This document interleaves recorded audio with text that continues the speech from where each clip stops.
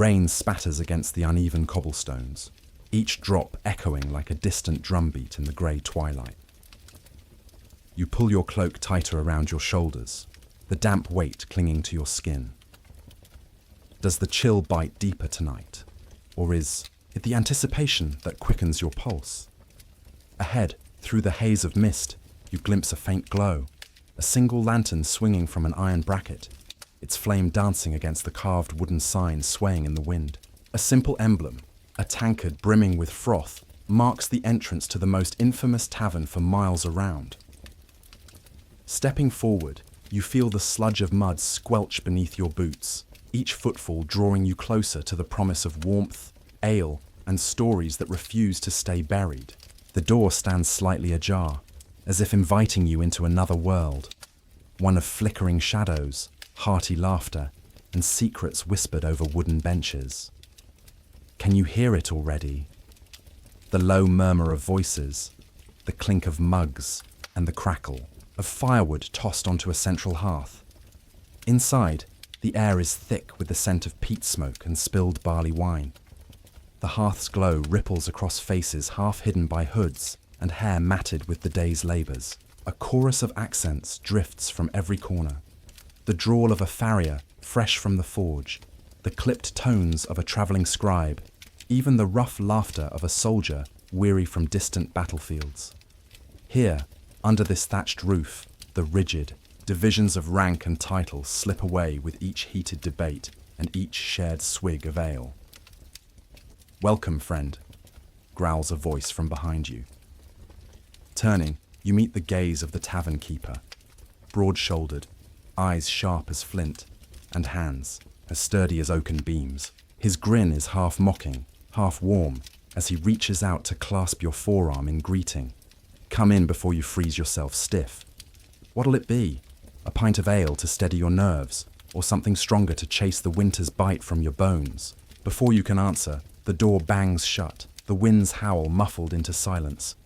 The tavern sighs around you, a living, breathing creature content in its own dim embrace. The crackling fire pushes back the darkness, revealing rough-hewn tables, scarred by countless elbows and tankards. Above, the rafters groan under the weight of dried hams and garlands of wild garlic salvaged from last autumn's harvest. Every detail speaks of a place that has weathered more storms, both literal and figurative, than you can imagine. You find a seat on a high-backed bench, its worn surface polished by countless patrons.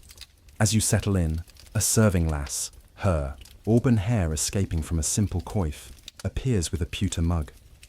She fills it from a wooden keg, the froth bubbling exuberantly over the rim. "On the house," she murmurs. "Everyone's welcome when the night's this foul." You raise the mug to your lips, inhaling the heady scent of barley and yeast. The first sip is crisp and warming, a liquid hearth that spreads through your chest, melting away the cold. This is more than a mere gathering place. It is the pulse of the community.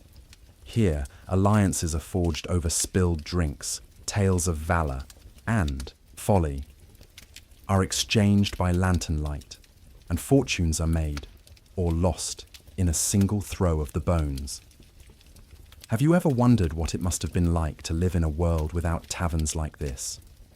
A world where news travelled no faster than a rider's horse and comfort was measured by the warmth of a hearth rather than the heat of your hearthstone. As the fire crackles, your eyes drift to a group huddled near the back. A trio of minstrels plucking at lutes. Their melodies a rough but earnest harmony. The rhythm pulses through the room, drawing curious glances and nudges. Nearby, a pair of merchants haggle over the price of furs, their voices rising until the tavern keeper intercedes, laying a steady hand on each shoulder. Even the most spirited squabble seems to serve a larger purpose here. This is a place where tempers flare as brightly as the flames, only to be coaxed back into camaraderie by the clink of mugs and the call of "more ale." In the corner, an elderly storyteller, his back bowed but his voice clear, gestures wildly as he recounts a legend of knights and dragons. His audience leans in, rapt, as if the boundaries between myth and reality dissolve with each word. Young farmhands sit elbow to elbow with grizzled veterans, listening with equal fervour, proof that tales hold a power unmatched by any blade or banner. And you, newcomer though you may be, feel that power settle around you like a cloak, urging you to lean forward and become part of the narrative yourself. Bottles line the shelves behind the bar, each labelled in fading ink. Spiced mead from the South Country, heady cider pressed just last autumn, and a dark, smoky spirit distilled from barley rescued from a ruined granary. You can almost taste the stories within each drop, the laughter of harvest festivals, the tears of farewells, the hush of midnight trysts. With every sip, you step further into the tavern's embrace, shedding the worries of the world outside, of taxes, thieving highwaymen, and the endless churn of survival. Somewhere above the din, a lantern swings, casting a slow arc of light that transforms faces into fleeting statues. You catch sight of a scarred mercenary raising his mug in a silent toast, a mother clutching her child close, and a scholar scribbling hurried notes by firelight. This tapestry of life, woven from sweat, sorrow, joy, and grit, is the heartbeat of the Medieval Tavern. It is here, in this smoky sanctuary, that the true essence of humanity is distilled. Flaws and all, brilliant and broken. As the first strains of a new tune rise from the minstrel's fingertips, you can't help but wonder, what role will you play in tonight's unfolding story? Will you be the silent observer, drinking deep of the atmosphere before vanishing into the mist? Or will you raise your voice in laughter, toss a purse of coins onto the bar, or perhaps challenge a stranger to a game of chance? The tavern beckons with infinite possibilities, each more tantalizing than the last. And so, before we step any further into the raucous celebration, let us pause for a moment. Take another breath of that warm, tangy air. Feel the pulse of the hearth under your feet. Listen to the murmur of conversation rising and falling like a living tide. For in this very moment, you are not merely a traveller seeking shelter. You are part of a shared legacy that spans generations. The tavern is a crossroads of lives and legends, and tonight it welcomes you as one of its own. Ready your heart for laughter and mischief. Steady your hand for ale and appetite. Steel your ears for whispers of rumour and rumour of whispers. The Medieval Tavern awaits, its story poised on the brink of discovery. And you, dear friend, are its newest chapter. The road stretched before you like a dark ribbon, slick with rain and half hidden beneath puddles that reflected the ashen sky. Each hoofprint left by travellers long past lay faintly imprinted on the muddy trail, whispering of pilgrims, peddlers, and soldiers who once passed this way. A low wind carried the scent of damp earth and decaying leaves, curling around your cloak and tugging at its frayed edges. You steady your lantern, its pale glow cutting through the gloom, and press onward. How many weary souls have trudged this same path, desperate for a hearth's warmth and a friend's welcome? After a few more damp steps, the trees part to reveal the hamlet's outer edge. Simple thatched roofs huddle together under the afternoon's sullen light, smoke curling from stout chimneys like ghostly fingers reaching for the clouds. A weathered signpost points one way to the Lord's Manor, another toward the mill, and a third, most worn of all, toward the tavern. You follow that crooked post, hoping its beaten arrow still guides the way. Turning a bend, you catch sight of flickering torches dancing behind half-drawn shutters. The tavern's exterior is nothing grand. Rough-hewn beams lashed together with iron straps, mud-packed walls, and a sagging roof that has weathered more winters than any villager can recall. Yet there's an undeniable allure to its battered facade, an invitation written in every scar and stain. A brass-bound door stands, at its centre, studded with iron nails that have grown dull with time. As you draw near, a gust of wind rattles the shutters and sends a shiver through your frame. The heavy door groans as you push it open, and immediately a blast of warm, smoky air greets you. The sharp tang of burning coal mixes with the yeasty sweetness of fermenting grains. promising everything the outside world has denied you tonight. Warmth, sustenance, and company. You step over the threshold, your boots leaving tiny wet prints on the rough-hewn threshold, and feel the chill recede from your bones. Inside, the tavern feels alive, an organism sustained by firelight and human voices. The hearth dominates the far wall, its roaring flames licking the heavy iron kettle suspended above. Sparks drift upward, disappearing into a sooty chimney that groans with each breath of wind outside. The floor beneath your feet is uneven, trampled by countless boots and scattered with straw that has long lost its golden hue. A thick mat of hay squelches softly with each careful step you take. Rows of sturdy wooden tables fill the room, all scratched and scarred by years of elbow rests, spilled tankards, and the occasional flying mug. Mismatched stools and benches crowd their surfaces, evidence of impromptu gatherings and last-minute accommodations. No one turned away so long as they had a silver penny or a story to offer. Lanterns hang from thick timbers overhead, their glass panes smeared with soot and likely never cleaned. Yet their dim glow casts dancing patterns on the walls, animating every crack and crevice. To your left, a long plank serves as the bar, supported by barrels stacked beneath it. Behind the bar stand rows of kegs, ale, mead, cider, each marked with a crude symbol to denote its contents. A stout barrel of fresh water sits off to one side, its spigot dripping steadily into a wooden bucket. Near the back wall, shelves hold an assortment of pewter mugs, ceramic jugs, and a few chipped wooden bowls. A faded tapestry, depicting what might once have been a noble crest, hangs unevenly above the shelves, its colours bleached nearly white by years of firelight. The temperature here is delightfully forgiving. Flesh and fabric alike seem to sigh, in relief as they shed the damp cold clinging to them. You can almost taste the heat, a slow burn that begins at the soles of your feet and rises through your chest. The air is thick enough to part with your hand. Each move leaves a subtle ripple that settles seconds later, a reminder of the low, constant hum of life here. A handful of patrons sit scattered about the room.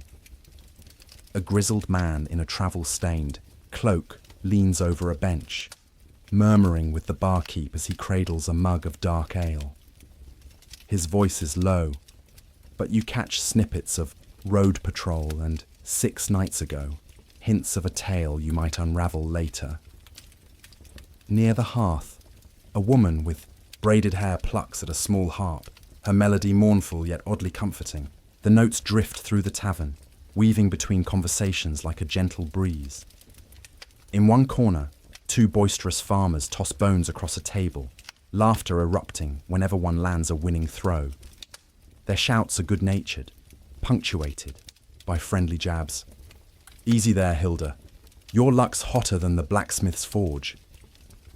A small crowd gathers, placing pennies on the tabletop, eyes flicking between the tumbling bones and the farmer's animated expressions. Behind them, a cloaked figure sits in shadow, nursing a single mug and surveying the scene with a cool, detached gaze. Who is this silent observer?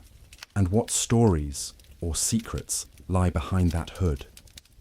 Every surface in this room tells a story. Gouges in the wood, where a drunk once thumped his mug in triumph. Burn marks, where poker tips met table edge in a flash of frustration. The faint ring of metal against metal as the barkeep taps a keg to pour a new pint. Even the straw underfoot, now dark with trampled mud, holds 1,000 whispered confidences carried by passing feet. You find yourself leaning closer, eager to decipher these silent tales. Despite the clamour, there's a comforting order to the chaos. The barkeep, a broad-shouldered man with a trimmed beard and piercing grey eyes, moves with practiced ease. His arm rises to grab a fresh mug, then lowers it to fill, first one, then another, never spilling more than a drop. When laughter crescendos, too loudly, or a voice raises into anger, he steps in, not with threats, but with a measured word and a tall mug of ale offered in peace. Within minutes, The tension ebbs, replaced once more by easy banter and the sounds of friendship. A child, likely the barkeep's own, judging by the familiar nods, scurries between tables, carrying plates of pottage and chunked bread from the kitchen hatch. The girl's bright eyes sparkle with excitement as she weaves through legs, careful not to spill her burden. At one table, a scholar jots notes by candlelight, his quills scratching rhythmically across parchment. His brow furrows in concentration, but he pauses to dip his quill in ink and drain the dregs of his mug. Then he returns to his work, as if drawing sustenance from both drink and ink alike. Above it all, the timbers creak softly, a reminder of the ages this structure has witnessed. Storms have come and gone. Kings have risen and fallen. Yet this tavern endures, its heart beating in time with every new traveller who crosses its threshold. Here, walls that were once strangers offer sanctuary. Fires that once warmed only wood now ignite the spark of camaraderie in each visitor. The tavern lives because people come to share, to drink, to mourn, to celebrate, and ultimately, to remember.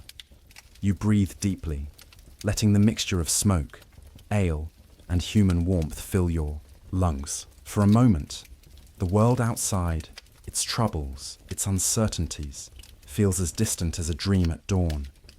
In its place stands this tavern, a beacon of light in the dark, a refuge for every soul brave enough to take the road. You settle yourself on a bench near the hearth, ready to learn more of the stories stored in its beams and embers. What tales await you next? Perhaps of rugged travellers recounting their narrow escapes, or the barkeep recalling a night when the roof nearly caved in under a winter's snow.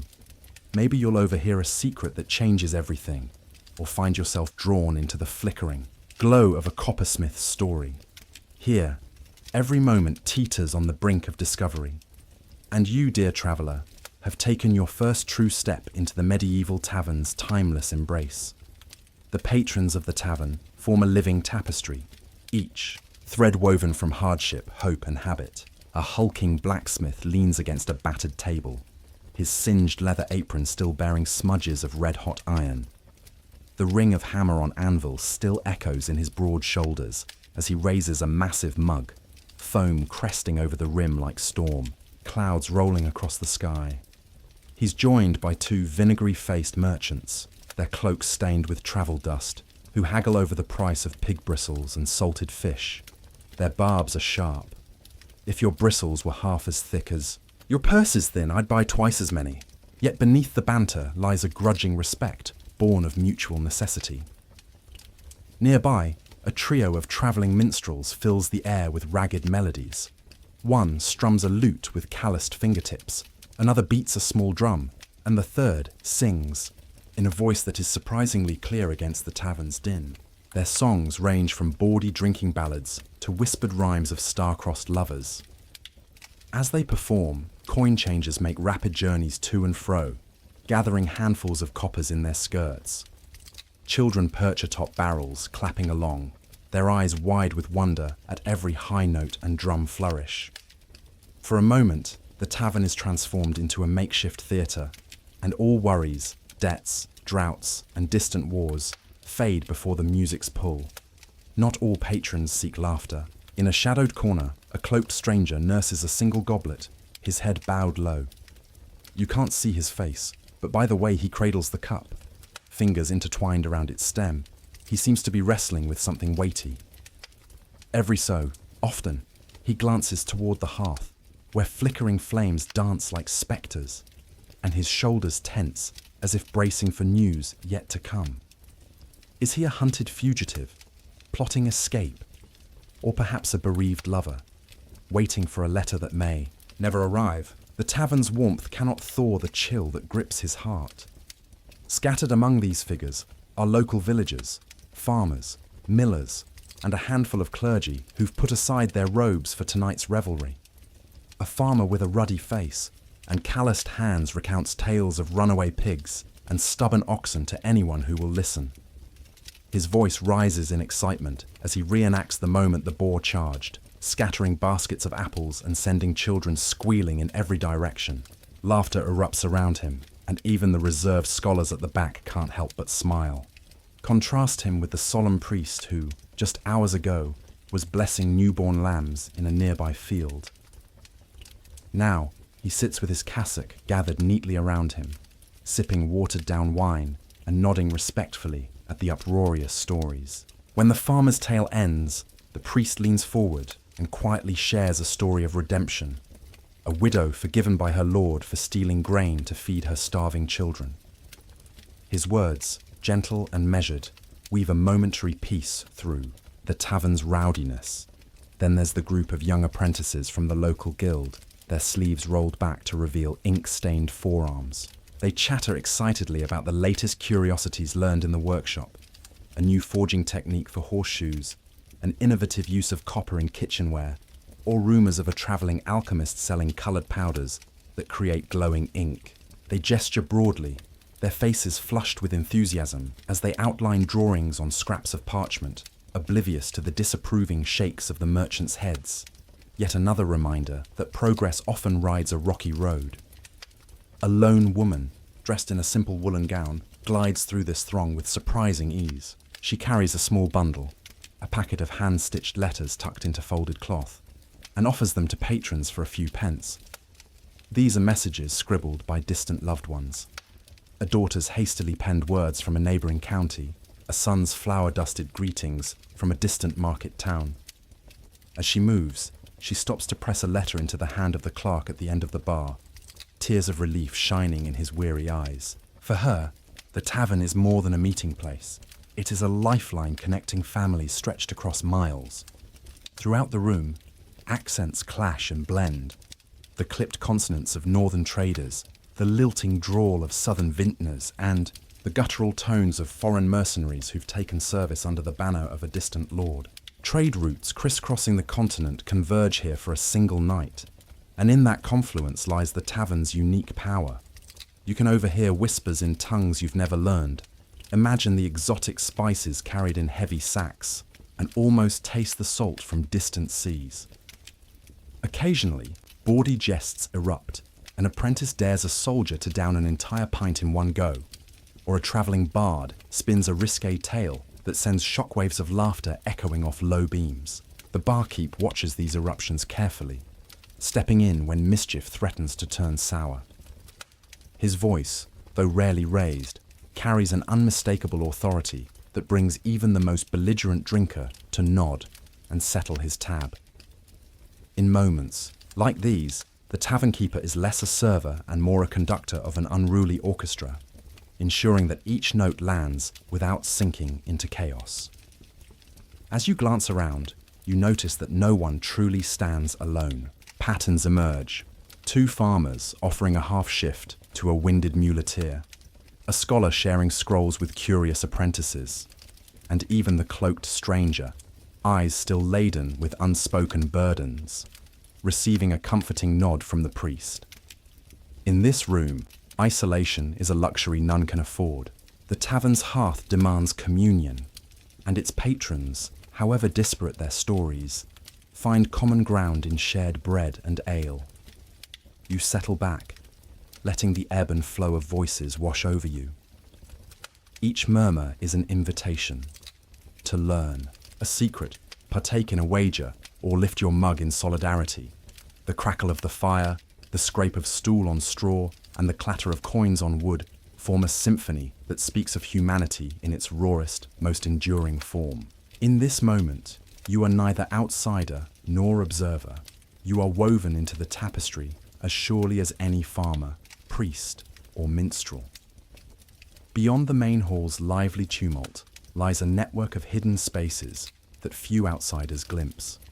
To the left of the hearth, a weather-beaten door leads down a narrow corridor, its walls lined with fishing nets repurposed to hold dried herbs and smoked meats. A single flickering sconce casts half shadows, revealing the worn flagstones that have been polished smooth by generations of weary feet.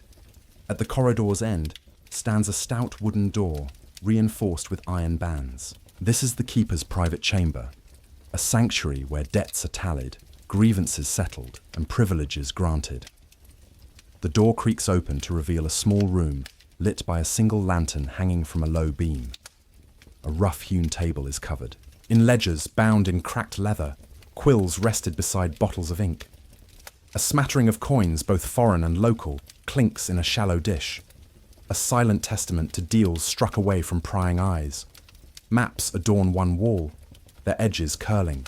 With age, they chart roads, waterways, and border crossings, routes favoured by merchants and occasionally smugglers.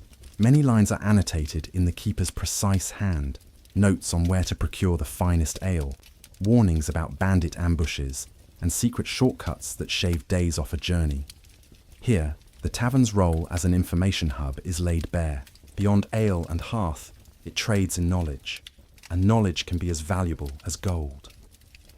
Back in the main hall, a trapdoor near the bar reveals another layer of the tavern's subterranean world. Lifting it requires a grunt and a shove, but beneath lies a cooler chamber harvested out of bedrock.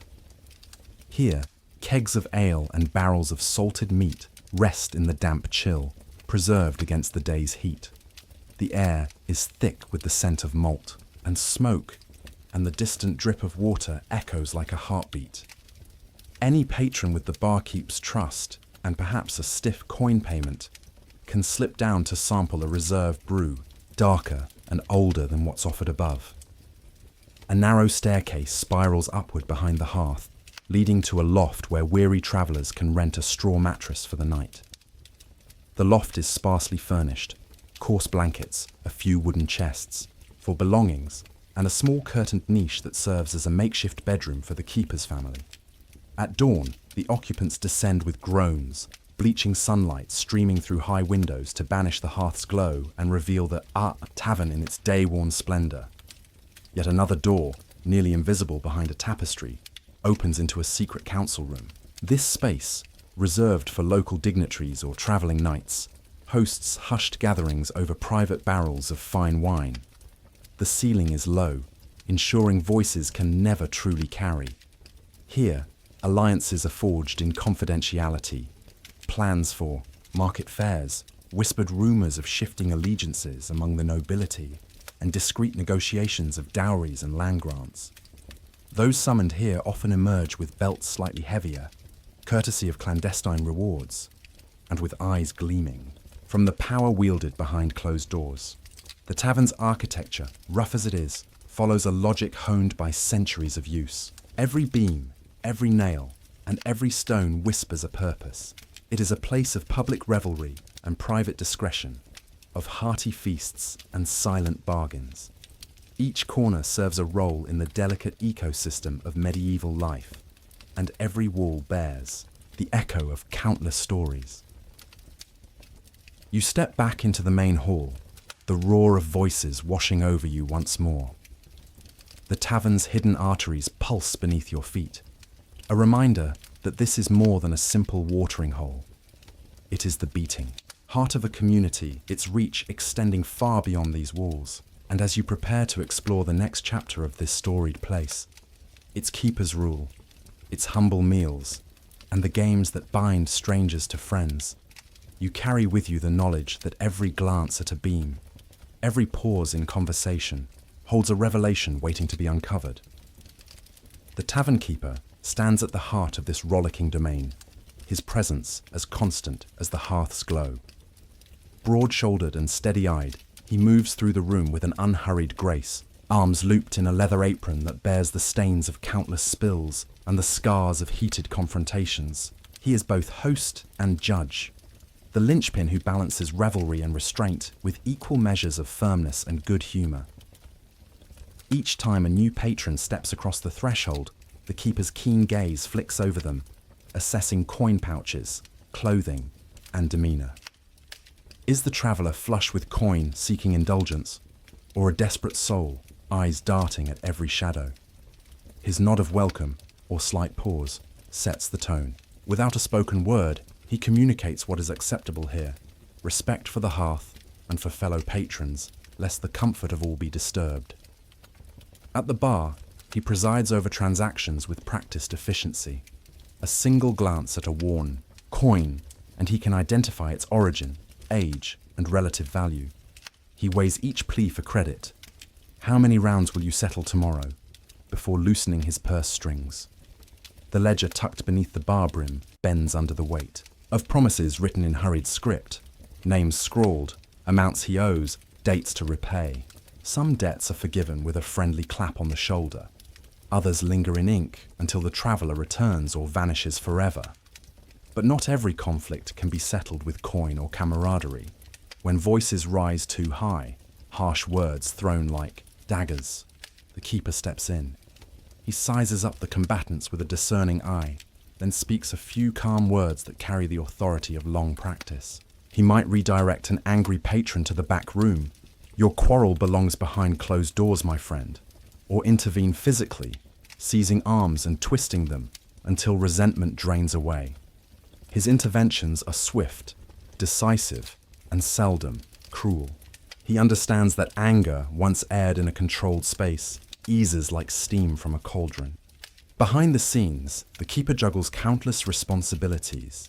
He oversees a ragtag staff, barmaids who clear tables and refill mugs, a cook who stokes the kitchen's embers with the same devotion he shows the hearth, and a stable hand who tends weary horses tethered outside. Each must operate in concert, and when one falters, the keeper is quick to offer guidance or a sharp rebuke. He scribbles schedules on scrapwood, moves barrels to stave off shortages, and even tends to the when kegs threaten to freeze on a bitter night. In quieter moments, you might find him in the private chamber off the main hall, dipping quill in ink to record the day's takings or updating maps with fresh information gleaned from roving merchants. His ledger is more than an accounting tool. It is a chronicle of the tavern's lifeblood. What sells fastest, which nights draw the biggest crowds, and which routes demand extra caution. He consults travellers for news of bandit activity, price fluctuations, and political unrest, ensuring that his establishment remains both profitable and secure. Yet beneath this mantle of authority lurks a genuine warmth. He remembers the names of regulars and their preferred drinks. A tankard of spiced mead for the innkeeper of the next town over, half a mug of watered ale for the elderly scribe with trembling hands, and a hearty draught of strong ale for the burly ferryman who never speaks above a whisper. He listens, really listens, when a patron shares a tale of sorrow or triumph, and his nod or raised eyebrow can buoy spirits more effectively than any mug of ale. When dusk surrenders to night and the final customers stagger away, the keeper remains. He douses the hearth, sweeps the floor, and locks doors with care. First the private chamber, then the cellar trapdoor, and finally the main entrance. His work is never done. The tavern rests only when the world outside is appropriately silent. Long after the last echoes fade, he sits by the embers in solitude, reflecting on the night's events, mentally preparing for the next tide of souls in need of shelter. The clink of pewter against wood is the opening note in the tavern's symphony of libations. Here, drinks are both sustenance and salvation, a bulwark against cold nights, a catalyst for conversation, and the currency of camaraderie. Kegs line the walls, each promising a distinct flavour profile that speaks to the region's bounty and brewing traditions. First among these is the house ale, brewed from locally grown barley and spiced with a hint of juniper berries. Its amber hue glows like embers in the lantern light, and each sip offers a balance of sweet malt and a dry, lingering finish. You taste the soil of the fields and feel the warmth of summer sun distilled into liquid form. A favourite among travelling soldiers, it steadies the nerves and fortifies the body against fatigue. Next comes spiced mead, a honeyed delight infused with cloves, cinnamon, and a whisper of ginger. The mead's golden viscosity clings to the lips, its aroma redolent of wildflowers and orchards. Townswomen and poets favour this libation, drawn by its sweetness and the gentle glow it imparts. One gulp can evoke memories of harvest festivals and moonlit dances in open meadows. Cider occupies a place of quiet reverence. Pressed from apples grown in the orchard beyond the mill, it arrives in the tavern days after harvest, still fresh with the tartness of green fruit. The head rises high in the glass, offering a froth as cool as early autumn breeze. That crisp acidity sharpens the palate, making each subsequent sip a renewed discovery of orchard delights. For those seeking a bolder experience, the barkeep offers a dark barley spirit, an experimental distillation that carries the smoky undertones of peat. Its color, nearly black in low light, hints at its potency. A small nip is enough to set cheeks aflame, and breath become visible in the chill air.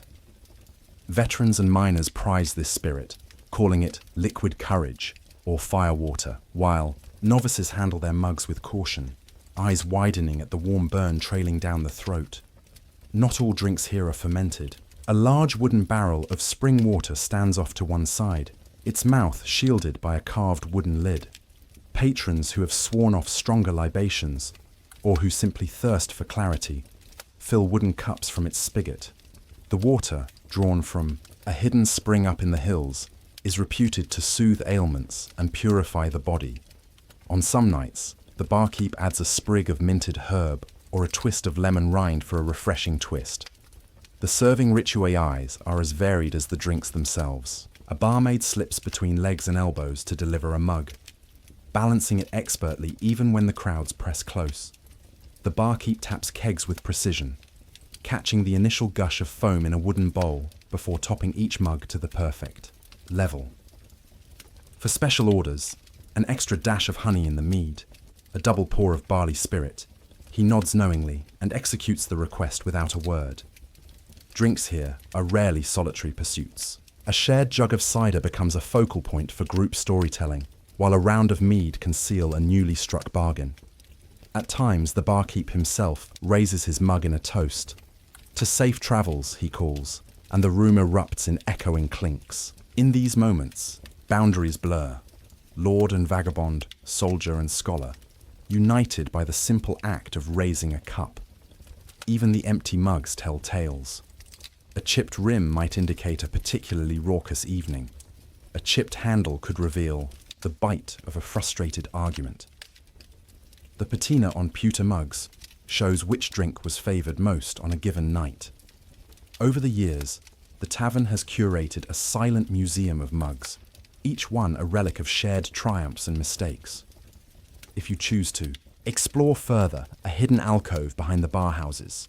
Small, unmarked barrels labelled only with cryptic runes. These brews are for discerning patrons and those privy to the keeper's secrets. Special recipes kept from the general crowd, each bearing flavours that defy easy description. To sample one is to step into the keeper's inner circle, where trust is both given and earned. As you lift your own mug and taste the frothy ale, its warmth radiating through your chest, you grasp why drinks are so central to this place. They are more than fermented grains and fruit. They are the vessels of human connection, the spark for laughter and solace alike. And here, in the firelit haze of the Medieval Tavern, each drink is an invitation to open your heart, loosen your tongue, and become part of a story far greater than yourself. The tavern's kitchen sits just beyond a narrow hatch in the back wall, where a steady stream of heat and savoury aromas waft into the main hall. Here, the cook, a stout woman with flour-dusted sleeves and a copper kettle ladle slung at her waist, tends to a bubbling cauldron of pottage. This humble stew, a staple of peasant tables, brims with root vegetables, scraps of salted meat, and wild herbs foraged from nearby hedgerows. Each spoonful is a reminder that in this world, flavour often arises from necessity. Beneath the pottage's surface, chunks of turnip and carrot float alongside tender shreds of beef, their savoury juices mingling into a hearty broth. The cook stirs with practiced strokes, tasting occasionally and adjusting the seasoning with a pinch of salt or a sprig of rosemary. For newcomers, the first taste can be surprising, simple, unpretentious, and deeply comforting, like a mother's embrace in a far-off memory. Beyond the cauldron, a stack of flatbreads rests on a wooden board, still warm from the stone hearth's residual heat. These breads, coarse, dense, and flecked with bits of grain husk, are torn by hand and used to scoop up pottage or to soak up the spiced vinegar drizzled on a platter of cured pork belly. The pork, preserved with smoke and salt, offers a richer counterpoint, crisp-edged fat that crackles under tooth, yielding to tender lean with just the right amount of chew. When the season allows, the kitchen adds fresh game to its offerings. A venison haunch slow roasts on a spit over the embers, basted with melted fat and woodland herbs. The aroma of roasting meat drifts through the tavern, causing patrons to pause mid-conversation and inhale deeply. When carved, the meat is dark and succulent, the flavor tinged with the forest's secrets.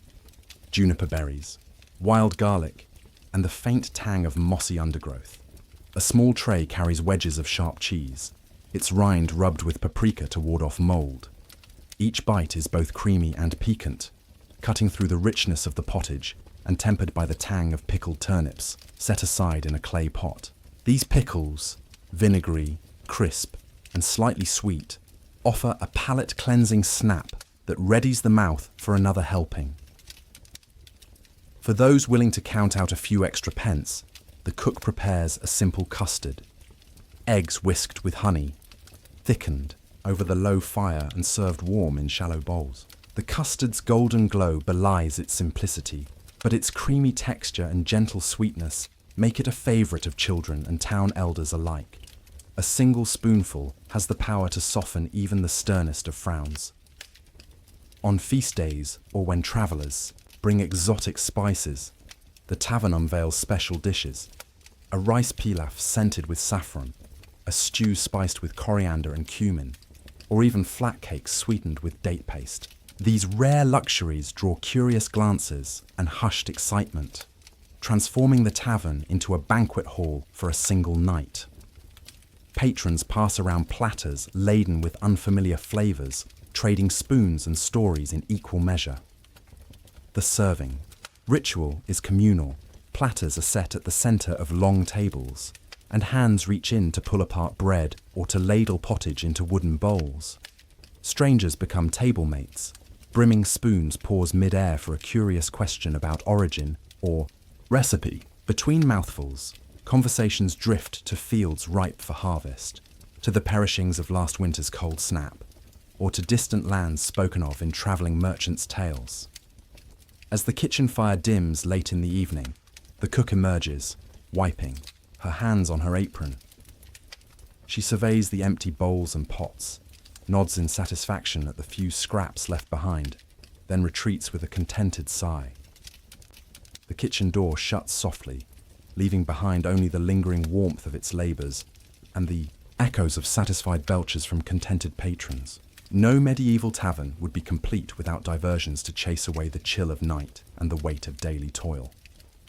In one corner, a pair of dice clatter across a low table, each roll punctuated by cheers or groans.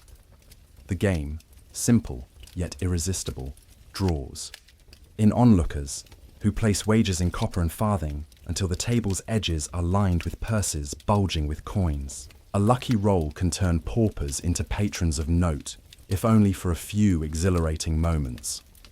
Beside the dice game, a small troupe of minstrels performs on mismatched instruments. A lute with a cracked soundboard, a ramshackle drum held together by cords, and a reed pipe that squeaks in protest with each note. Despite their battered gear, their music fills the tavern with vigour, rousing chants that invite foot-stomping and clapping, ballads that evoke distant glens and bold heroes, and whispered laments of love lost under moonlit skies. As the melody swells, even the most reticent patrons find themselves tapping their boots in time or humming along under their breath. Not far from the musicians, a tall, gaunt juggler dazzles onlookers with an array of knives, wooden clubs, and flaming torches. His deft movements seem born of magic as the implements spiral through the air, traced by arcs of light that linger like fireflies before returning to his nimble hands. The crowd gasps and holds its collective breath, only to erupt in applause when the final torch lands with a soft thud rather than a clatter. For a moment, the tavern floor becomes a stage, and every watcher feels the thrill of being in a grand amphitheatre. At a stout bench nearby, a storyteller, face illuminated by lantern glow, gestures with dramatic flourish. His tales weave history and myth, of kings betrayed in moonlit forests, of dragons whose scales shimmered like polished swords, and of star-crossed lovers who defied both fate and family. His voice rises and falls with measured cadence, drawing listeners close and holding them there with every twist of his narrative. Even the soldiers, cheeks flushed from ale, press forward to catch each word, as if it held the secrets they themselves seek. Children flit from table to table, eyes alight with wonder as they chase after a tumbling wooden ball or press close to watch shadow puppets on the wall. Their laughter rings out, a pure, unguarded sound that cuts through the tavern's rustic timbre like sunlight through mist. For a few precious moments, the tavern feels less like a den of roughened souls and more like a carefree gathering under open skies. In quieter alcoves, small groups challenge each other to strategic games, a board of carved wood where tokens move across geometric patterns, or a simple version of chess played with pebbles and gingerbread soldiers. These games test wit and foresight, and each captured piece elicits cheers or wry smiles. Around them, whispered strategies pass between players, and the air crackles with competitive energy tempered by mutual respect. From time to time, a travelling actor will slip behind the hearth and don a borrowed cloak or mask. He emerges with a flourish, reciting a monologue from a popular morality play or enacting a brief comedic skit about a miserly lord. His performance, though crude, delights the tavern's denizens, reminding them that life's burdens can be eased by laughter and a well-told jest. In these moments, the tavern transcends bricks and beams to become a cradle of culture, ever adapting to welcome new forms of storytelling. Even the architecture itself participates in the revelry. Low-hanging beams form an impromptu limbo bar for the more daring patrons to contest, while sturdy pillars serve as supports for impromptu wrestling matches, friends testing strength and skill in displays that conclude with shouted agreements to no hard feelings and hearty embraces. Each corner of the room offers a different stage, and each patron finds an arena suited to their appetite for sport, spectacle, or song. When the moon climbs high and the evening's final act draws near, the music softens and the flickering lanterns dim. The minstrels offer a gentle lullaby. Spoken word replaces music, and the crowd lapses into reflective calm. Yet even in this settling, the tavern's entertainment pulse continues. A whispering conversation here, a soft strum of lute there, as each patron savours the last vestiges of merriment before the quiet of night. As you sit back, fingers tapping, in time with a distant drum, you realise that entertainment here is more than diversion. It is the lifeblood that knits the community together. Through laughter, music, competition, and storytelling, the tavern offers each soul a momentary escape and a shared memory, ensuring that its hearth remains warm, not only with embers, but with the glow of human connection. As tankards clink and voices ebb and flow, the true magic of the tavern reveals itself, the forging of connections that bridge status, origin, and purpose. Beneath the low beams, faces once strangers become familiar in the warm glow of shared experience. A merchant from the eastern markets leans close to a wool merchant from the north, their conversation a dance of numbers and barbs as they negotiate the price of fleeces, each recognizing the other's need and skill. At the hearth, a pair of soldiers, one in gleaming breastplate, the other clad in simple mail, exchange tales of distant campaigns.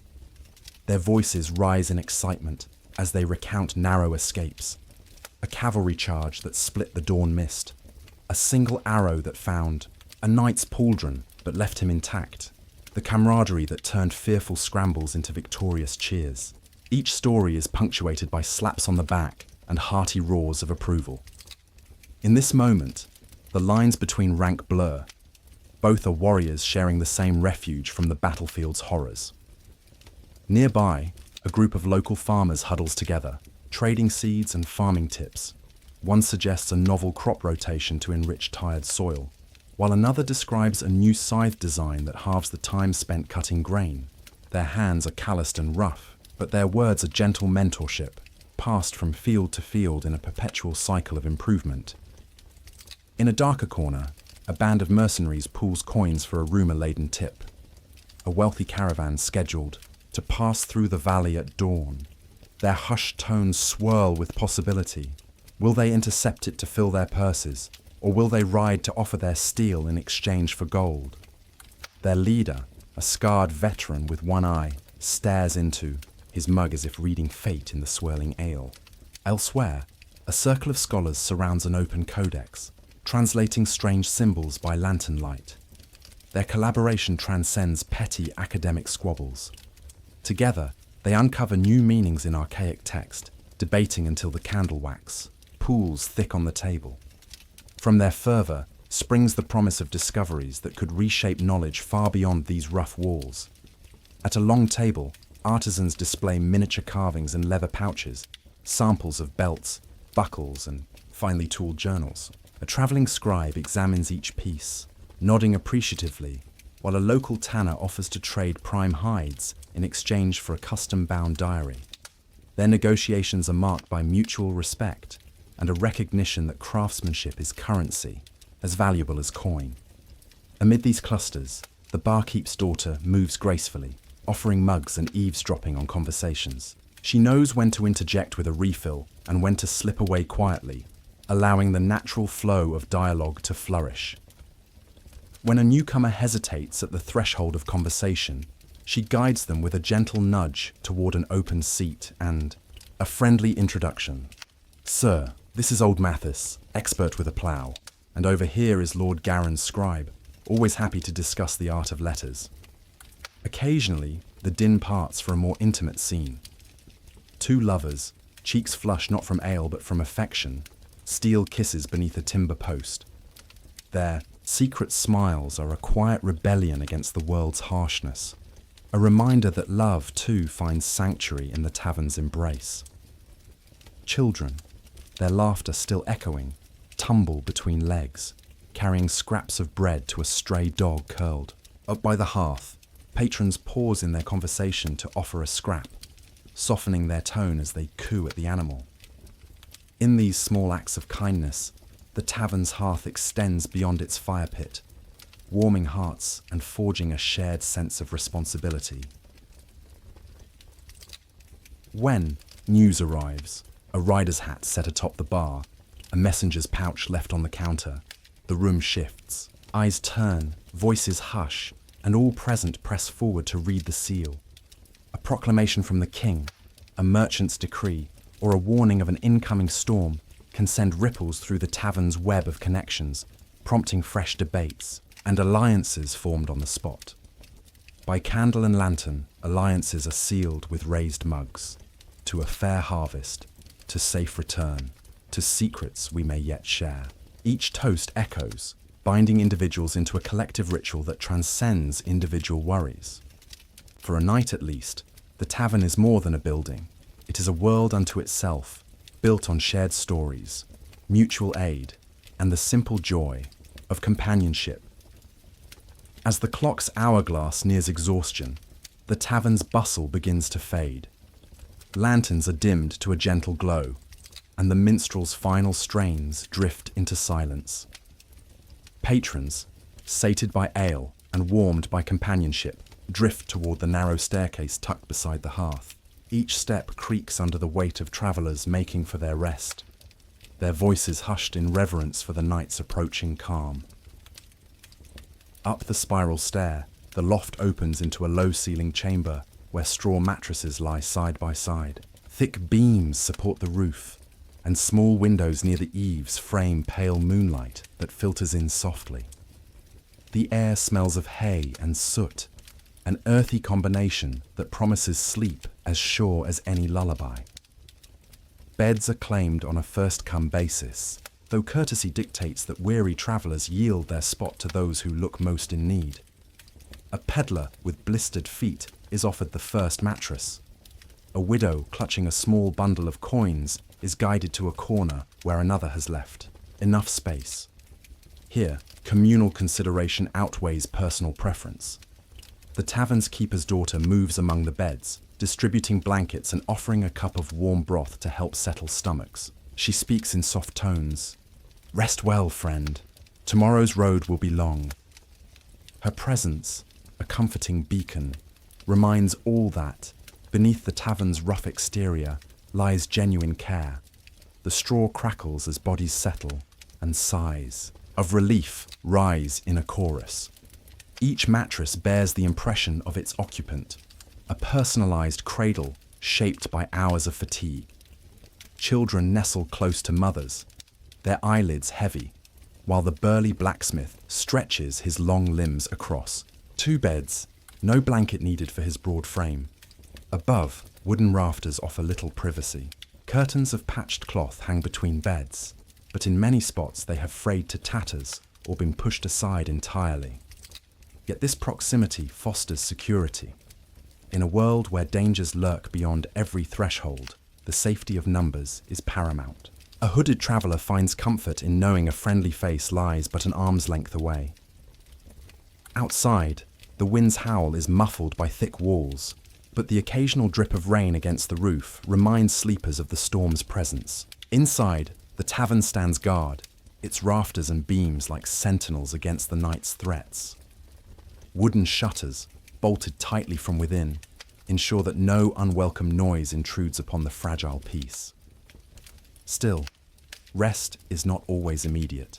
Some toss and turn, haunted by memories or planning the next day's journey. The scholar at the window scribbles a final note by lantern light before snuffing the wick, while the farmer hums a soft tune as he pulls his blanket higher. A pair of soldiers whisper strategies in the darkness, their hushed voices a final echo of their earlier tales. As the hour grows deep, breathing evens out across the room. The only sounds are the quiet rustle of straw and the rhythmic rise and fall of chests in slumber. In this shared repose, the tavern's patrons become a single organism, each heartbeat contributing to the lull that blankets the room. When dawn is but a promise, the tavern's crew stirs. Footsteps pad lightly downstairs. The hearth is rekindled, and birdsong drifts through any crack in the shutters. Soon, the first bowl of pottage will steam in the kitchen, and the tavern keeper will call out a greeting that echoes through still sleeping bodies. Morning, all. Breakfast is served. But for now, in the hush of medieval night, the tavern's sleeping quarters hold the dreams of many. Dreams of homecomings, of safe travels, of quests yet unfulfilled. And when you close your eyes, you are not alone. You rest among companions, bound by a single hearth, sharing the promise of another dawn. The dawn light seeps through the tiny loft windows in pale slats, cutting across straw-strewn floors like fingers finding secrets in the dark. You awaken to the low murmur of the tavern below, the clatter of wooden bowls, the hiss of embers coaxed back to life, and the soft murmur of early risers shaking off sleep. A cool breeze drifts through the creaking shutters, carrying the scent of damp earth and roasting oats. Rising from your straw mattress, you feel the ache of a night's rest laced with heavy dreams and raucous laughter. Overhead, the rafters groan as the building settles, reminding you that this sanctuary has endured countless nights, each leaving its mark in whispered stories and shared warmth.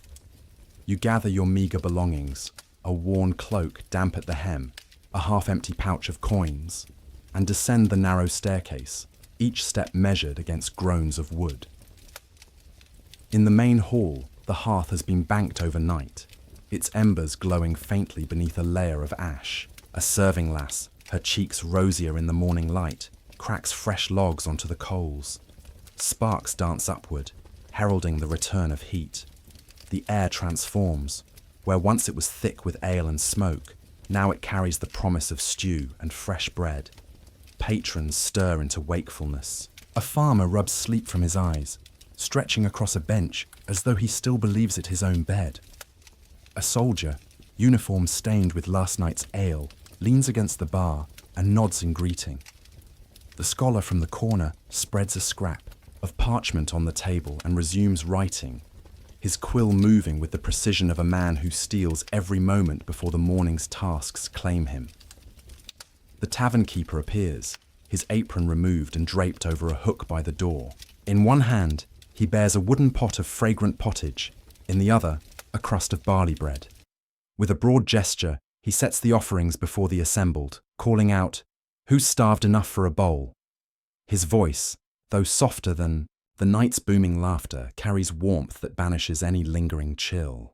You take a seat at a long table, joining a group of villagers who eagerly dip spoons into the steaming cauldron.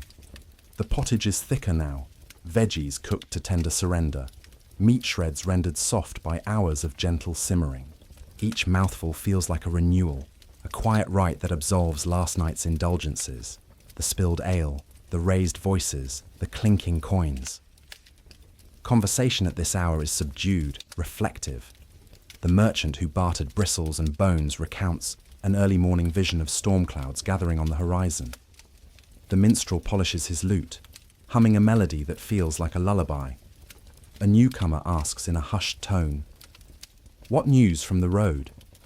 and is answered by a traveller who describes broken cartwheels and nights under the stars. The scholar offers a modest smile, his quill pausing mid-scratch as he acknowledges the traveller's tale before returning to his notes. Under this gentle camaraderie, you realize that the morning's simple repast is as vital as the night's revelry. Here, bonds forged in laughter and shared pints are strengthened by common sustenance. The tavern's lifeblood flows in cycles, first warmth, then fevered joy, and finally the calm ritual of dawn's greeting. Thousands of miles from the mud-packed floors and smoky rafters of our medieval tavern lies a realm of sun-scorched stones and eternal sands, ancient Egypt under Akhenaten's rule. At its center stands Nefertiti. The beautiful one has come. Queen whose name echoes through millennia as both icon and enigma. Who was this woman that captivated an empire and enthralled the world? Born into obscurity, perhaps the daughter of a foreign noble or a high-ranking courtier, Nefertiti's early life is shrouded in mystery. Yet by the time Akhenaten ascended the throne, she had already emerged as his equal in influence. Together, they shattered tradition, replacing Egypt's pantheon of gods with the worship of Aten, the sun disk. In temple reliefs and sculptures, Nefertiti appears as more than a mere consort. She stands side by side with the pharaoh, hands raised in prayer, the very image of divine grace. Imagine her for a moment, tall, poised, and radiant, her elongated neck supporting the distinctive blue crown that has come to symbolize both her power and her mystique. We lack any contemporary portrait of her face in living color, yet her bust, unearthed centuries later, captures an elegance that transcends time. Is that sculpted gaze a portrait of serenity, or does it conceal a mind sharp enough to steer the course of a civilization? History gives us tantalizing glimpses. Nefertiti's name appears in administrative texts and correspondence, rare acknowledgements of a queen by name and title. She is referenced as great royal wife, but also as joint ruler, an honorific unprecedented for women of her era. Court officials recorded her presence at religious ceremonies and state functions, where she may have delivered prayers and decrees with authority equal to that of her husband. Yet, for all the reverence bestowed upon her, questions abound. How did a queen from the wings of history climb to such prominence?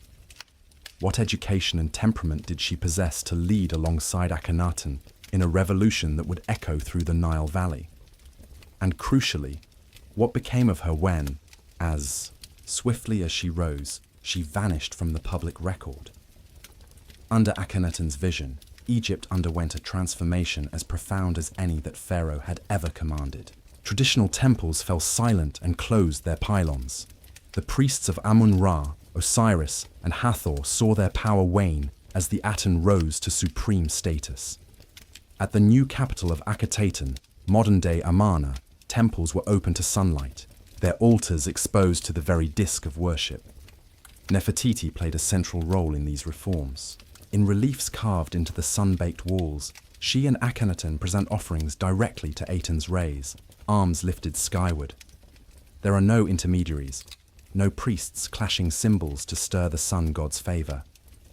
Instead, the royal couple embodies a direct line to the divine. Scholars speculate that Nefertiti may have led rituals herself, her voice carrying hymns composed to extol Aten's benevolence. This shift wasn't merely theological, it reshaped society. Tax revenues once reserved for the temple estates were redirected to build the new city, nourishing artisans, builders, and scribes. Commoners witnessed the pharaoh and queen's intimate devotion to a singular deity, a spectacle spread across wall reliefs showing Aten's rays nurturing Egypt's people like a celestial parent. Religious art abandoned rigid conventions.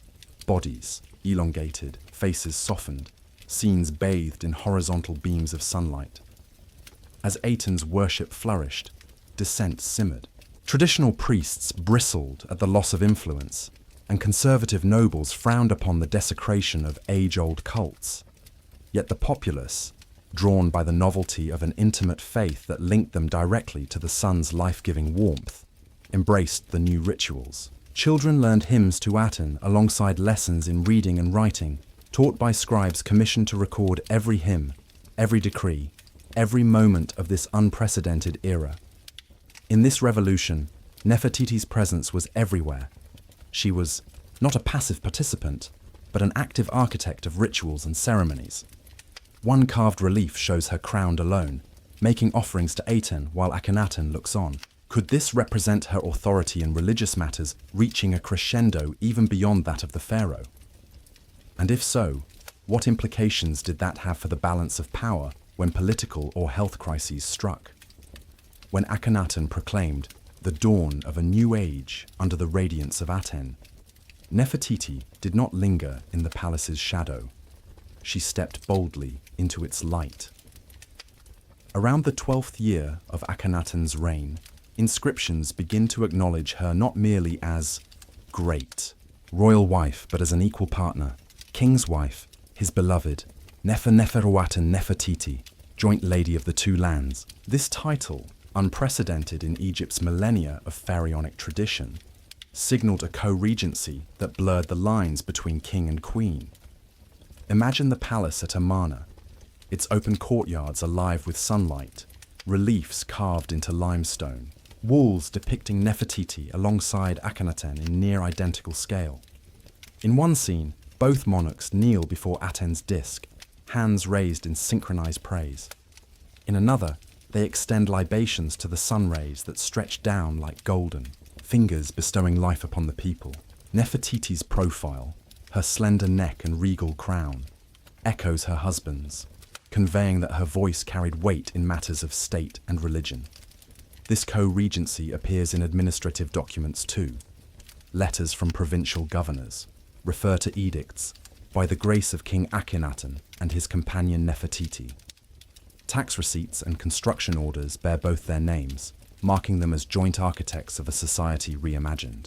The quarries at Gebel el-Silsila recorded shipments of stone for the new city's temples under the dual authority of Neferuaten and Akhenaten. Such records underscore that Nefertiti's influence extended far beyond ceremonial functions. She was a pivotal figure in governance. Evidence of her political clout even appears in the handling of foreign diplomacy. Amarna letters from the courts of Mitanni and Babylon expressed deference to the great king and great queen, revealing that international envoys recognized her status. Gifts of lapis lazuli, gold jewelry, and exotic animals were dispatched not only to the pharaoh, but explicitly to his royal partner. These gestures affirmed that Nefertiti could negotiate alliances and treaties, offering a dowry of prestige equal to that of her husband's lineage. Artisans at Amarna also immortalized her regal bearing.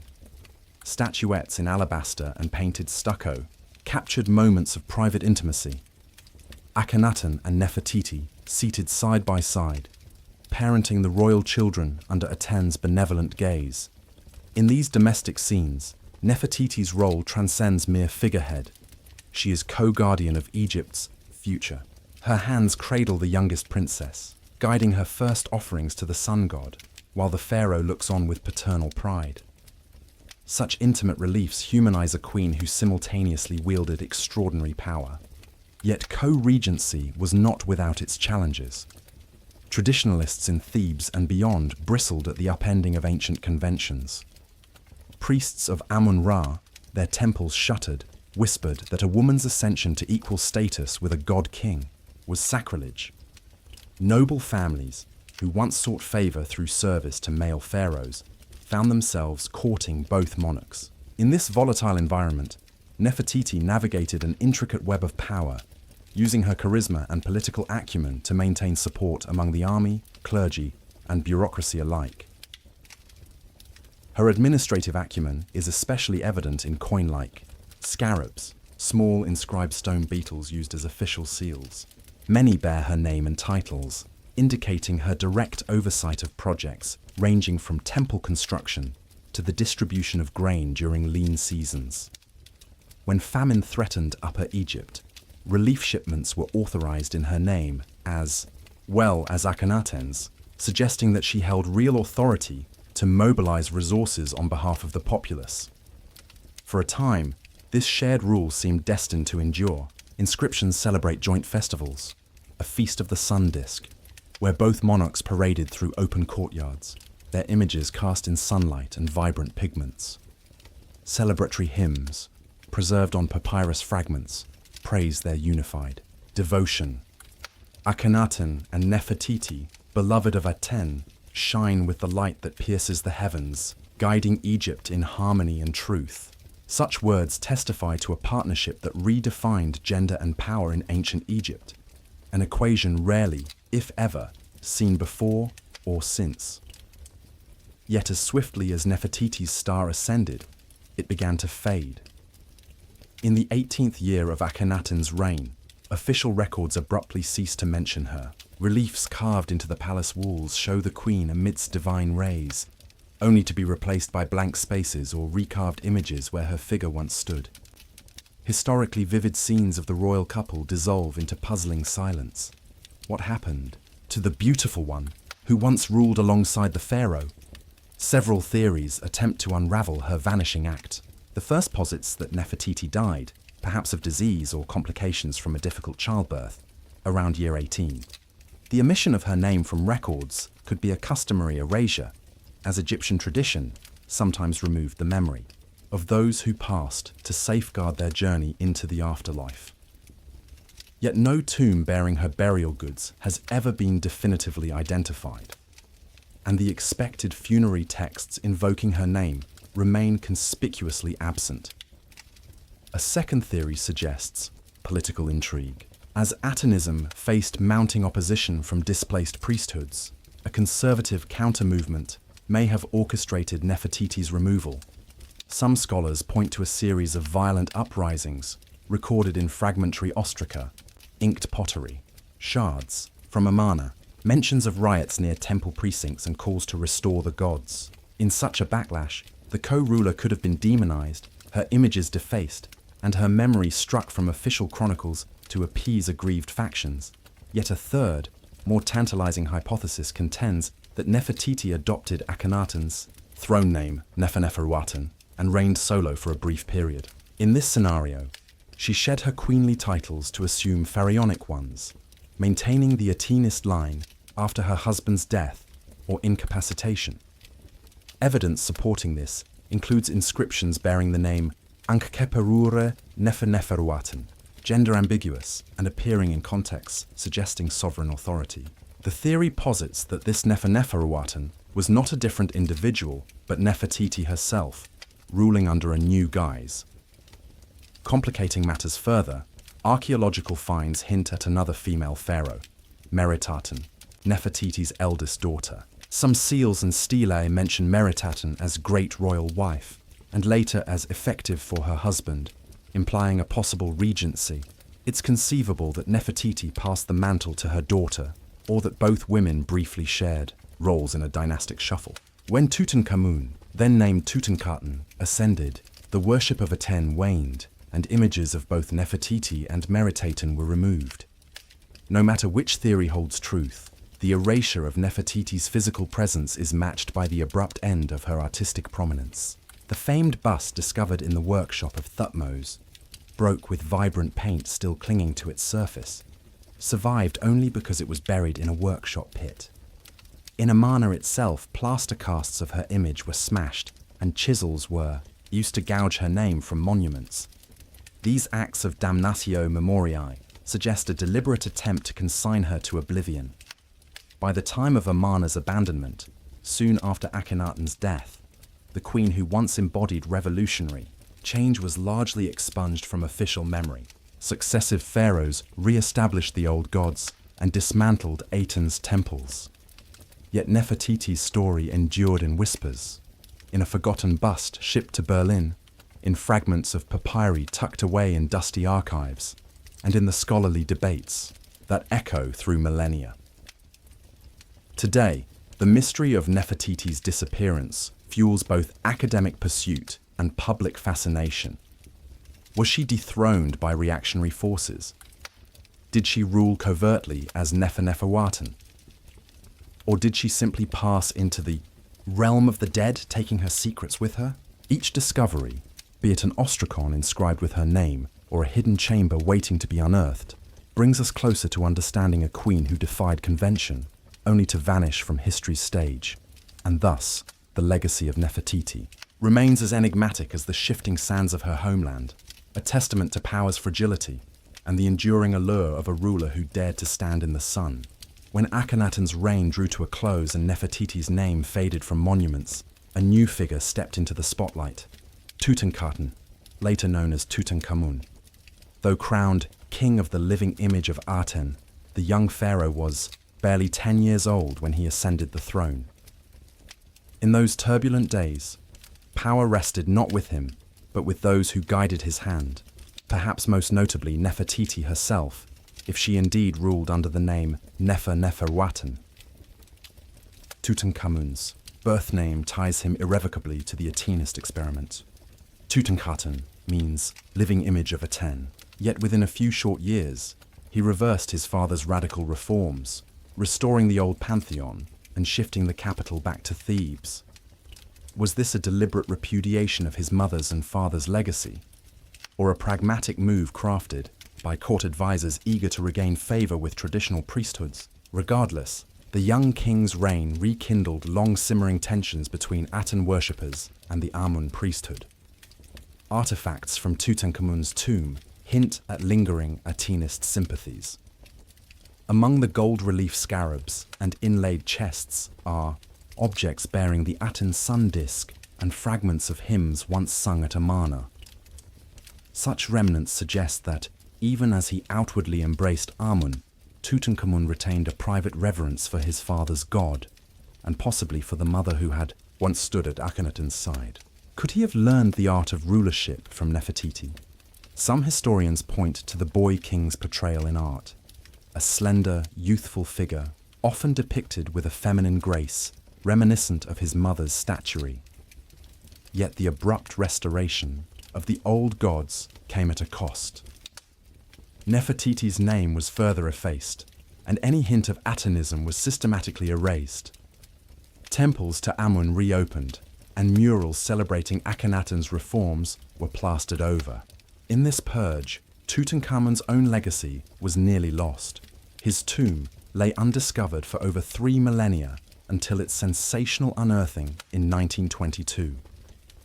Inside its gilded chambers lay not only treasures, but also subtle echoes of a bygone era, vessels shaped like sun disks, alabaster jars inscribed with early Aten hymns, and in one corner, a simple chest bearing Nefertiti's childhood name, Neferneferu.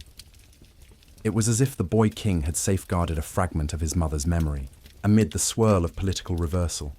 In 1912, a Berlin museum curator named Ludwig Borchardt acquired a limestone bust from the ruins of Thutmose's workshop at Amarna. Painted once in vivid blues, reds and golds, the sculpture portrayed Nefertiti in serene beauty, her elongated neck, her sculpted cheekbones, and that famous flat-topped crown. Since then, this bust has become one of the most universally recognized images of ancient Egypt. Visitors from around the world flock to see her gaze, half-turned, half challenging, captured so expertly by an artisan over 3,000 years ago. Debates swirl around whether this likeness reflects Nefertiti at the height of her power, or a youthful idealization of feminine perfection. Scientific analyses of the paint layers reveal that the bust was likely a model for subsequent royal portraiture, suggesting that Nefertiti herself may have overseen its creation. The bust's acquisition by Germany has ignited decades-long repatriation debates. Egypt's government argues that such a national treasure belongs in its homeland, while German institutions counter that the artifact was legally purchased. Political tensions have flared, but the bust remains in Berlin, its slippery smile serving as a reminder that Nefertiti's legacy continues to provoke passion and contention, even in the modern era.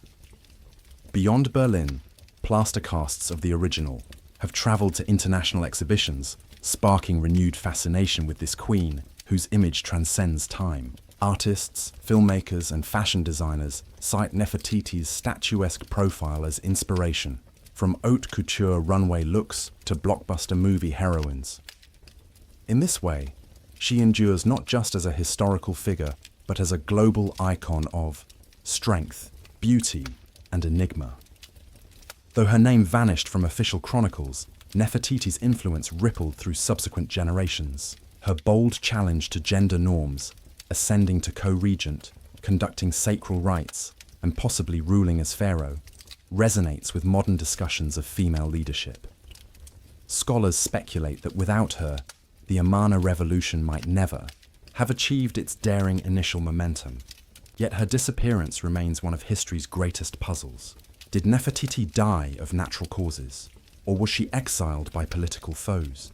Was she the mysterious female pharaoh Neferuaten, or did she cede power to her daughter Meritaten? Archaeological detectives continue to search for her final resting place. Some believe she lies in an as-yet unopened chamber within Tutankhamun's tomb, while others point to hidden shafts beneath Amarna itself.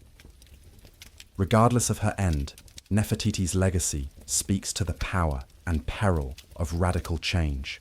She stands as a testament to vision, to imagine a new path for society, to wield influence in a male-dominated world, and to leave an impression so lasting that even centuries of erasure could not silence her completely. Thousands of miles to the east of Egypt's desert palette, the Longji rice terraces, nicknamed the Dragon's Backbone, snake across Guangxi's karst mountains like a living sculpture. Carved by the Zhuang'anyao peoples over 8 centuries, this breathtaking feat of agrarian engineering transforms steep slopes into layered paddies that mirror the sky. From afar, the terraces undulate like a coiled dragon, its head at the village of Dazai and tail near Ping'an. Lines of stone walls trace the contours of the mountains, creating flat platforms that stretch upward in successive tiers. Each level holds a glistening mirror of water in spring, reflecting clouds and peaks, only to turn a lush green in summer and a golden yellow in autumn. Traversing these terraces is both a physical and spiritual journey. Narrow paths, sometimes no wider than a foot, wind along the edges, bordered by low walls of packed earth. When you place your foot on these paths, you feel centuries of footsteps imprinting the soil. Tiny irrigation channels, fed by mountain springs, trickle alongside, ensuring that each paddy receives just the right amount of water. The design is remarkably efficient. Gravity alone distributes water from the highest tiers to the lowest, cycling it back through communal pipes and bamboo conduits. Local homes perch on stilts at the terrace's base, constructed of wood and stone, with slatted balconies offering panoramic views. Smoke curls from their chimneys at dawn, mingling with mist that drifts through the valleys like a silk scarf. Hawks wheel overhead, scanning the paddies for their morning prey.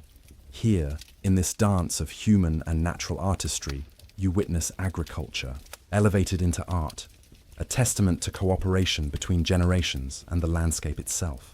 The origins of the Dragon's Backbone date to the Yuan dynasty, 1271-1368, when community elders recognized that traditional flatland cultivation could not sustain the growing population. They devised a plan: sculpt the mountains into tiered fields, expanding arable land upward. With simple wooden hoes and baskets, villagers cleared brush, built dikes, and diverted spring water into newly formed terraces. Over generations, the design evolved. Stone walls replaced earthen embankments, their mortar a mix of clay and rice, husk to cushion against shifting soils. During dry seasons, farmers dredged silt from channels to reinforce embankments, a task performed collectively in communal work parties. The terraces' angles were carefully calculated. Too steep and the water would rush away. Too shallow and sediment would accumulate excessively. Rice planting follows the lunar calendar. In spring, after the water channels fill, seedlings are transplanted by hand, bending backs until eyes meet the water's surface. Labourers move in synchronized rows, tucking each green sprout into the muddy beds. By midsummer, the fields ripple with emerald life. Come harvest, golden sheaves sway under the sun's embrace. Villagers pass down these methods through oral tradition and apprenticeship. Stories of legendary builders are recited during the Lusheng festival, when Yao musicians play reed pipe dances to honor ancestors who tamed the mountains.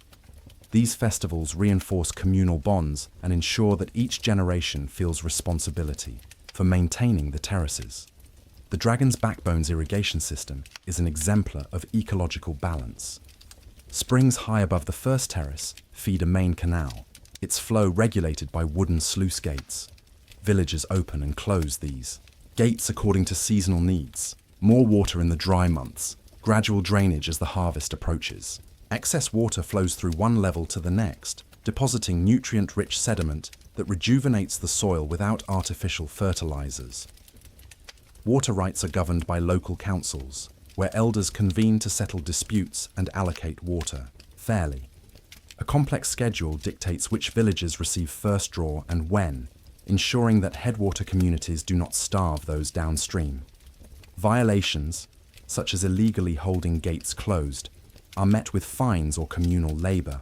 This system of checks and balances has preserved the terraces for centuries. Beyond rice, the terraces support intercropping, duck ponds woven into the paddies where ducks forage on pests, and fish, such as carp, introduced to control insects and provide protein. The ducks' droppings fertilize the rice, creating a closed-loop ecosystem. In recent years, villagers have revived native agroforestry, planting tea along terrace margins and bamboo on steeper slopes to prevent erosion. The terraces of the Dragon's Backbone are ever-changing, each season transforming the landscape into a living masterpiece. Spring. As winter's frost melts, each terrace fills with a glassy veneer of water, turning the mountainside into 1,000 mirrors reflecting sunrise pinks and blues. Mist drifts through the paddies at dawn, drifting like silken ribbons between rows of young shoots. Orchards along the periphery bloom in delicate whites and pinks, their petals drifting into the flooded fields. Walking these narrow earth walls, you feel suspended between sky and land, your reflection shimmering beneath each careful footfall. Summer. By mid-year, the flooded paddies give way to a lush, vibrant green. Seedlings stand tall, their blades whispering in the warm breeze. Dragonflies dart above the water's surface, and the croak of frogs punctuates the air. Farmers waist-deep in the paddies tend the crops, moving in rhythmic, synchronized rows that echo generations of tradition. The terraces hum with life, alive with the promise of a bountiful harvest. Autumn. Come harvest time, the terraces blaze in shades of gold and amber. Rice stalks bow under the weight of ripened grains, creating waves of colour that ripple with every gust of wind. Bundles of harvested stalks dry on wooden racks, their sweet straw scent mingling with the cool autumn air. As evening falls, villages celebrate with lantern-lit festivals, dances, drumming, and shared meals beneath the stars, honouring the earth's generosity. Winter. When frost and occasional snow arrive, the terraces adopt a stark, crystalline beauty. Thin layers of ice lace the edges of each paddy, catching morning light like scattered jewels. Bare trees stand sentinel along the dikes, and fields lie quiet under a pale sun. Though farming pauses, the terraces' frozen reflections against clear winter skies offer a serene spectacle, a reminder of nature's silent resilience. Life here revolves around the terraces and the closely knit communities that sustain them. Homes and architecture, stilted wooden houses perch at the terrace's base, built to keep out damp and wild animals. Underneath, villagers shelter livestock. Above, simple living quarters open onto woven bamboo balconies with sweeping views of the paddies. Smoke curls from hearths at dawn, signalling the start of another day in this mountain world.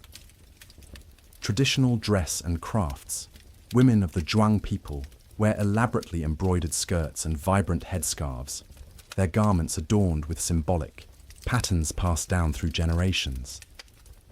Yao men don indigo-dyed jackets and trousers, simple yet robust for terrace work. Local artisans craft silver jewelry, hand-woven textiles, and finely carved wooden trinkets, products that later become treasured souvenirs for visitors. Festivals and music. Cultural life centers on seasonal festivals. During the Lusheng festival in spring, villagers play reed pipe instruments and perform circle dances in shimmering traditional attire. The harvest festival in autumn features drumming, communal feasts, and offerings to ancestral spirits, reinforcing social bonds and gratitude for the land's bounty. Agricultural diversity. Beyond rice, families cultivate tea plants on the terrace margins, nurture medicinal herbs in shaded groves, and grow fruit trees, peaches, plums, and tangerines in nearby orchards. This mosaic of crops creates a resilient ecosystem and diversifies farmers' incomes. Education and oral tradition. Knowledge of terrace building and maintenance passes from elders to youth through storytelling and hands-on apprenticeship. Children learn early to plant rice, repair embankments, and recite folk tales that honor the spirits of the land and ancestors who first sculpted these mountains. In recent decades, the dragon's backbone has drawn global attention, and locals have woven tourism into their way of life with care. Sustainable homestays. Many families convert the ground floor of their stilt houses into guest rooms, welcoming travelers into their daily routines. Stays include home-cooked meals, bamboo-steamed rice, smoked fish, and locally foraged vegetables, providing both income and cultural exchange. Guided treks and cultural tours. Young villagers serve as guides, leading visitors along hidden paths and explaining the terrace's irrigation secrets. They share legends of ancestral builders and demonstrate rice planting techniques, giving outsiders an immersive understanding of the region's heritage. Craft workshops. Artisans open small studios where guests can try their hand at weaving, indigo cloth, embossing silver jewelry, or carving bamboo lanterns. These hands-on experiences deepen appreciation for the skill behind each handmade object and support local craftsmanship. Environmental stewardship. Community committees monitor erosion and maintain the terrace's intricate water channels. Reforestation programs plant native bamboos and trees on surrounding slopes to stabilize soil, while strict building codes limit concrete structures, preserving the landscape's integrity. Cultural festivals for visitors, annual events like the Lantern Festival on the terraces, invite tourists to join traditional dances, taste festive foods, and witness the paddies lit by hundreds of glowing lanterns. These celebrations showcase living culture while generating vital tourism revenue. Through these efforts, the Dragon's Backbone has become a model of responsible tourism, one that uplifts local livelihoods, safeguards environmental health, and ensures that the terrace's beauty and the culture built upon them endures for generations to come. Centuries have passed since peasant, soldier, and minstrel gathered beneath thatched rafters, yet the medieval tavern's essence endures. In lessons as vital today as in any age, what can we learn from a place built on simple bricks, straw, and fire? First, resilience. When storms lash the countryside or harvests fail, the tavern remained a constant, its beams patched and its hearth rekindled, a beacon of hope. Today, we find our modern taverns in community centres, cafes, and online forums, spaces where adversity is met with solidarity. Have you ever sought comfort in a shared cup of coffee with friends during hard times? That warmth mirrors the medieval custom of raising a mug not merely to drink, but to remind one another, we endure together. Second, inclusivity. Beneath, those low beams, rank and title melted away with each passing flask. Rarely does a modern gathering dissolve class so fully, but consider co-working spaces where entrepreneurs and interns brainstorm side by side, or neighborhood potlucks where strangers exchange recipes and smiles. The tavern taught that empathy, fostered over shared pottage or ale, builds bonds stronger than ceremony ever could. In our rush toward individual success, pausing to listen, really listen, to another's tale can transform fleeting acquaintances into lasting allies.